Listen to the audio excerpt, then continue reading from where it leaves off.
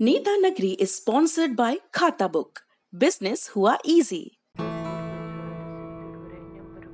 भगवान इनकी मन्नतें सुनते रहे, क्योंकि छेड़ा जी की मिनी मार्ट चलती रही।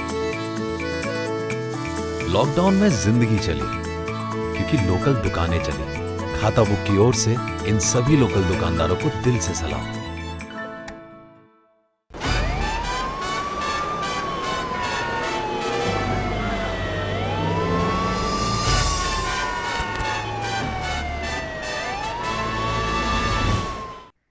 नेता नगरी में आज का दूसरा विषय, जैसा कि मैंने पहले बताया, कश्मीर में धारा 370 के निष्प्रभावी किए जाने का 1 साल पूरा हुआ है। क्या वहां पर चुनाव के लिए हालात माकूल हैं, मुनासिब हैं, दुरुस्त हैं, तैयार हैं? मनोज सिन्हा को वहां पर नया एलजी बनाया गया है मुर्मू की जगह। इस अपॉइंटमेंट के क्या पॉलिटिकल निहितार्थ हैं? कुछ नेताओं को नजरबंदी से निकाला गया, कुछ अभी भी हैं। इसके क्या मायने हैं? लगातार भारतीय जनता पार्टी से जुड़े जो नेता हैं, सरपंच हैं, उन पर आतंकवादी हमला कर रहे हैं। इसका क्या मतलब है? मिलिटेंसी में कितनी कमी आई है? इन सब चीजों पर बात करने के लिए हमारे साथ नेता नगरी में आज जुड़े हैं अशरफ बानी जी, जो आज तक इंडिया टुडे ग्रुप के जम्मू कश्मीर के ब्यूरो चीफ हैं। अशरफ बानी से आपसे ललन टॉप के दर्शक पहले भी एक बार मिले हैं, जब हम लोगों ने तसल्ली से एक लॉन्ग फॉर्म बातचीत की थी। और आपको जानकर खुशी होगी कि मनोज सिन्हा और अशरफ बानी दोनों ही आईआईटी बीएचयू के पढ़े हुए हैं। अरे वाह! तो मनोज सिन्हा जो एलजी बन गए हैं, और बानी साहब जो हमारे पत्रकार मित्र हैं। मनोज सिन्हा इनके सीनियर हैं। एक व्यक्ति नेता बन जाता है बीएचयू से निकल के, और दूसरा व्यक्ति पत्रकार बन जाता है।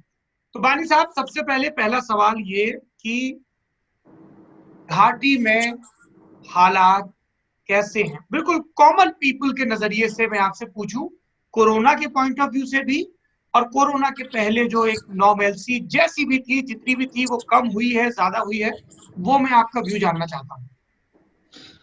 सर, पूरे देश को और दुनिया को पता है कि अनुच्छेद 370 हटने के बाद एक बड़ा सा लॉकडाउन कश्मीर में रहा। करीब 4 महीने तक बंद रहा पूरा कश्मीर।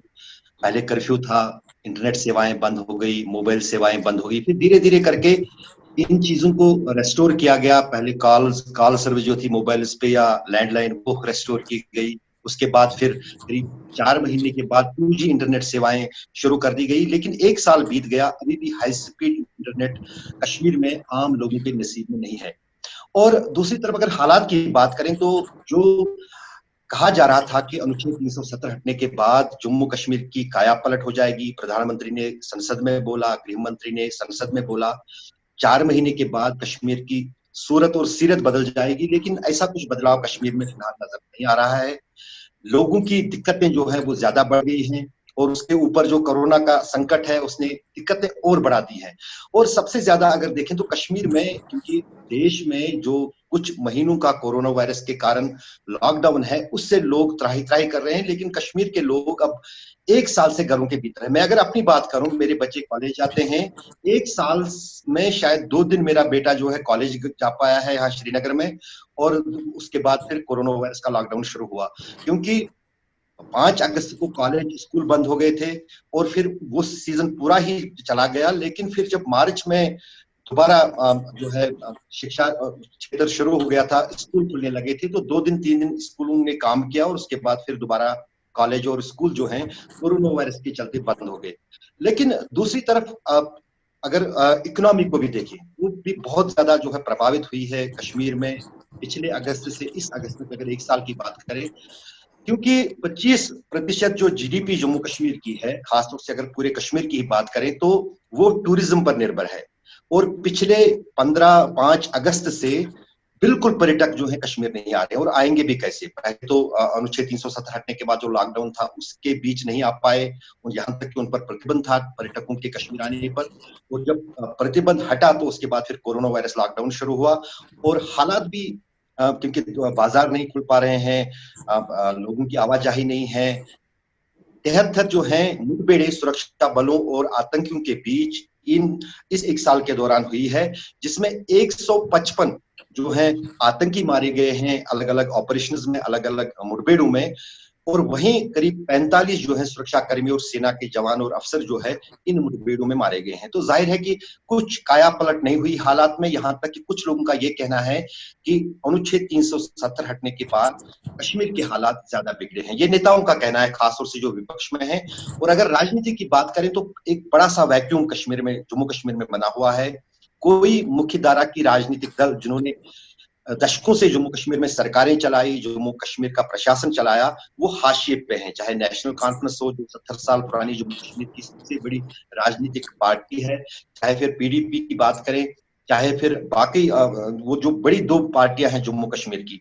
और अगर अलगाववादियों की बात करें तो एक जमाने में जो कहीं ना कहीं जम्मू कश्मीर के इस पूरे स्पेस में एक स्टेक होल्डर माने जाते थे, लेकिन अब वो हाशिए पे आ गए हैं। अधिकतर उनमें से जो हैं जेलों में नजरबंद हैं, या तो फिर उनको घरों के भीतर नजरबंद रखा गया है। तो कहीं ना कहीं जो राजनीतिक जो पहल है वो बिल्कुल थमी सी हुई है। तो इस बीच उसका फ्रस्ट्रेशन लोगों में भी साफ झलक भी रहा है और दिख भी रहा है। राजदीप, मेरा आपसे पहला सवाल ये है कि how do you look at from Delhi's perspective, power corridors के पर्सपेक्टिव से, एक ब्यूरोक्रेट को, मुर्मू साहब का सब कह रहे हैं प्रमोशन हुआ है, कैग बना दिए गए हैं, है ना, और उनकी जगह एक पॉलिटिकल अपॉइंटमेंट।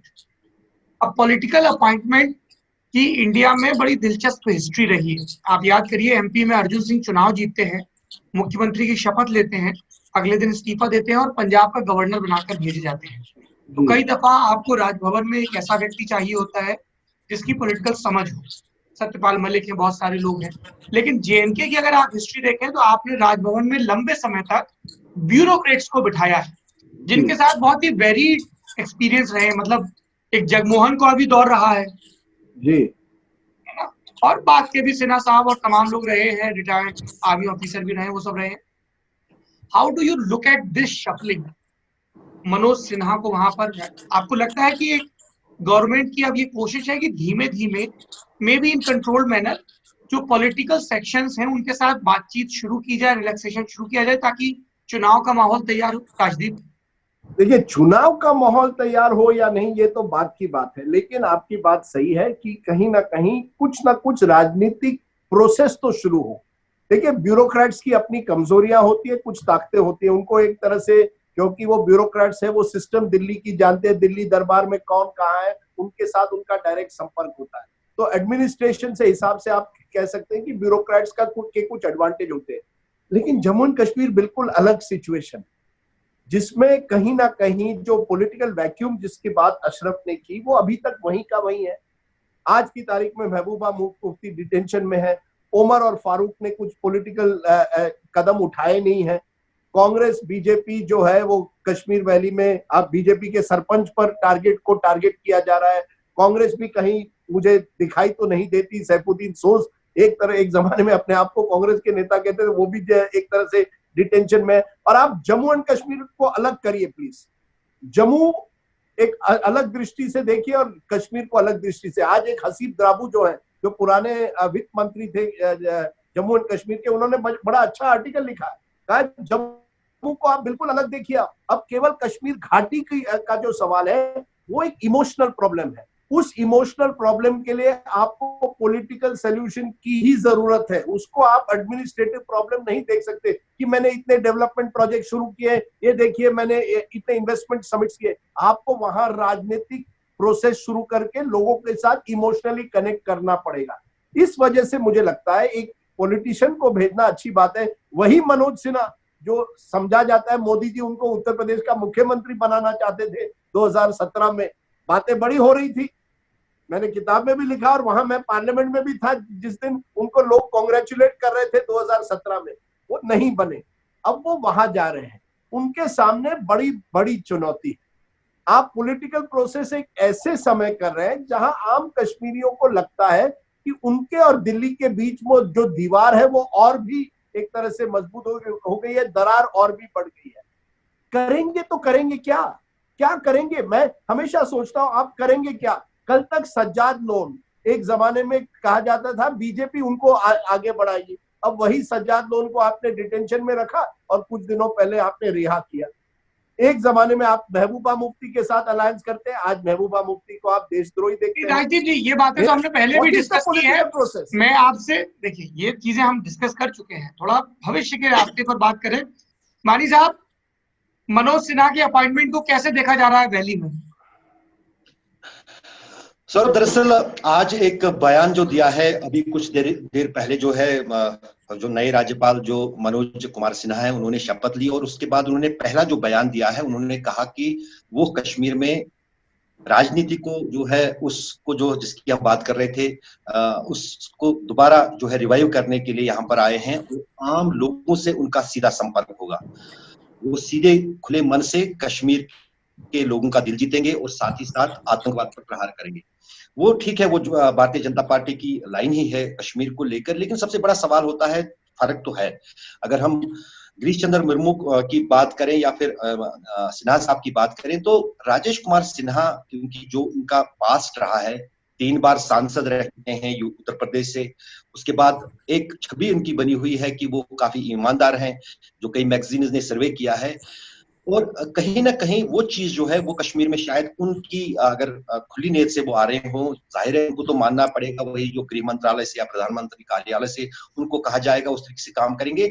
लेकिन कहीं ना कहीं अब केंद्र सरकार को भी ये बात महसूस हो रही है कि वो ज्यादा देर तक कश्मीर को विदाउट डेमोक्रेटिक सेटअप या बिना किसी राजनीतिक गहमा गहमी के अलग नहीं रख सकते हैं, क्योंकि ये मेरा इतना ही कहना है, करेंगे तो करेंगे कैसे? केवल व्यक्ति बदलने से वातावरण नहीं बदलता। अरे राजदीप जी, उस व्यक्ति को कुछ एक पॉलिटिकल मैसेज देख के भेजा गया होगा थोड़ा। अरे पर करेंगे तो नहीं, मेरा आपसे ये कहना है, आप हम लोग कह रहे हैं पॉलिटिकल प्रोसेस रिवाइव करेंगे, मतलब क्या है इसका मतलब क्या? पॉलिटिकल प्रोसेस वही बानी साहब उसी का जवाब दे रहे थे, बताइए बानी साहब। हाँ सौरभ, दरअसल अब ये यहाँ पर क्या है कि यहाँ पर दरअसल अब केंद्र सरकार को भी इस बात का अंदाजा हो चुका है कि वो आइसोलेट नहीं कर सकते हैं कश्मीर की आवाज को, क्योंकि जिस अंदाज से अब जो पहली बार कांग्रेस के प्रवक्ता ने, जिस दिन ये अनुच्छेद 370 हटाया गया था, तो एक वक्तव्य दिया था कांग्रेस के स्पोक्समैन ने संसद में, मुझे याद है, उन्होंने कहा था कि क्या ये इंटरनेशनल मामला है, क्या ये बाइफरकेटिव मामला है। तो काफी उनकी खिल्ली उड़ाई गई थी, न सिर्फ देश में बीजेपी की तरफ से बल्कि उनके कांग्रेस की तरफ से।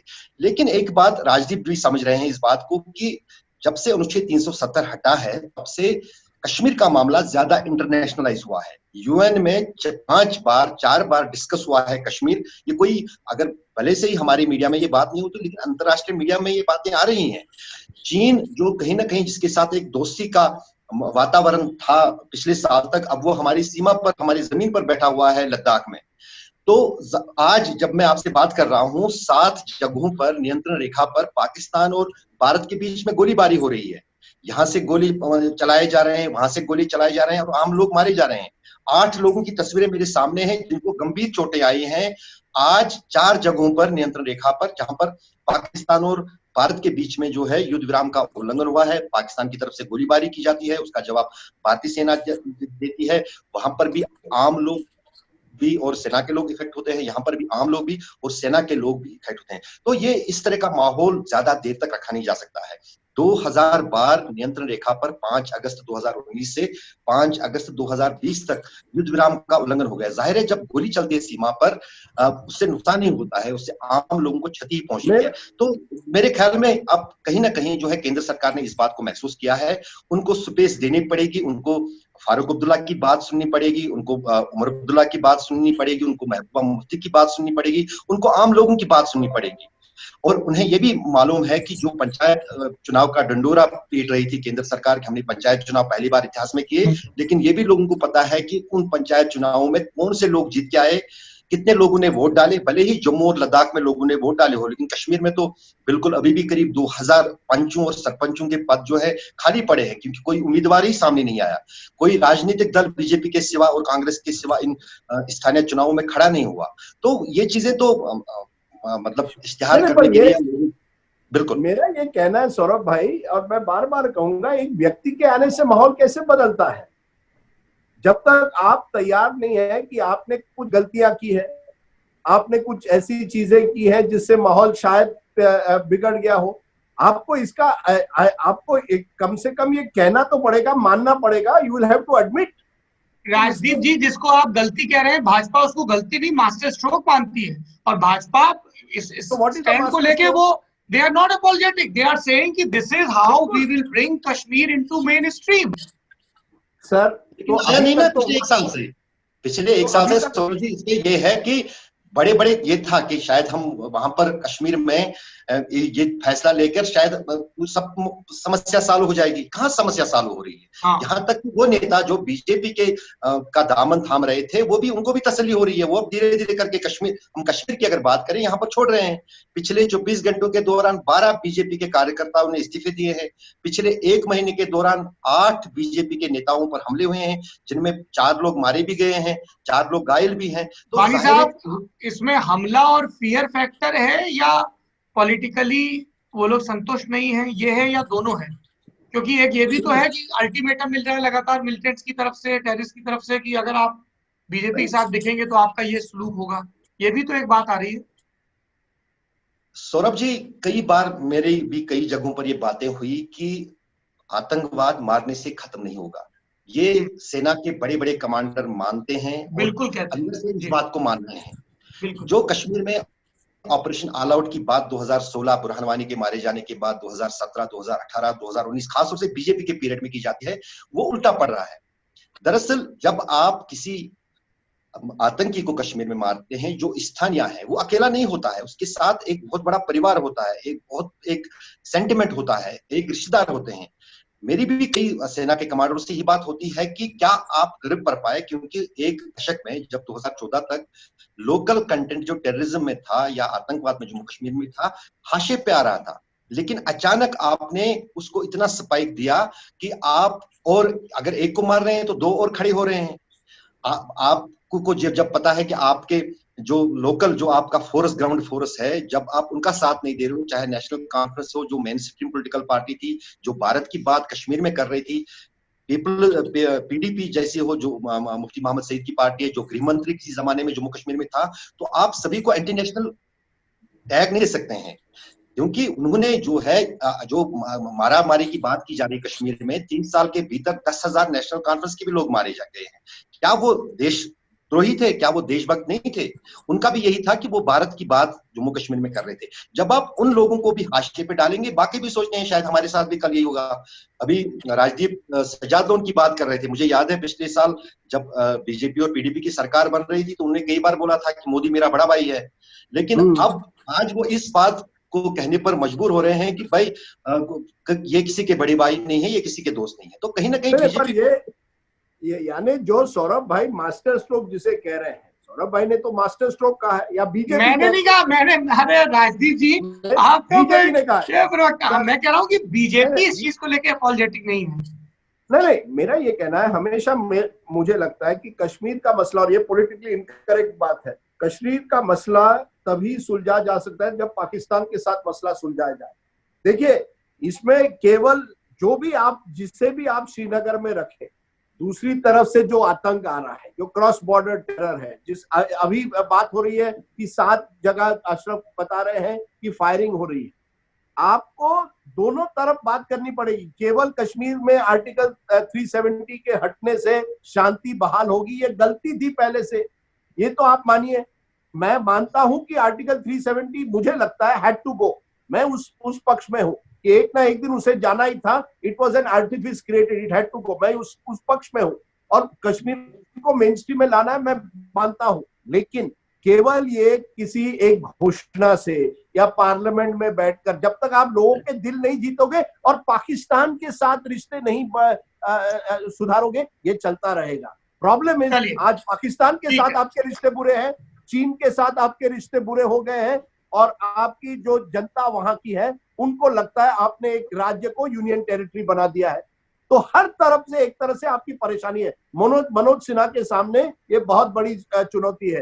This is not the railway ministry, जहां उन्होंने अच्छा काम किया, सब कहते हैं उन्होंने जहां भी मंत्रालय में थे अच्छा काम किया, ये बहुत अलग सिचुएशन है। बानी साहब, मैं आखिरी में शुक्रिया के साथ साथ भारत के एक नागरिक के तौर पर सिर्फ यही दुआ करूंगा कि वैली में जल्द से जल्द नॉर्मलसी लौटे और आपके बच्चे समेत तमाम नौजवान वापस से खेल के मैदानों में, बाजारों में, बसों में, कॉलेजेस में, जहां जहां उनका मन हो, जैसे हमें एक सिटीजन के तौर पर हक है, वो लोग जाएं, देश के अलग अलग हिस्सों में जाके, दुनिया के अलग अलग हिस्सों में जाके पढ़ें, करियर बनाएं। अभी पिछले दिनों सिविल सर्विसेज का रिजल्ट आया, कश्मीर वैली से कई लोगों ने यूपीएससी का एग्जाम क्लियर किया।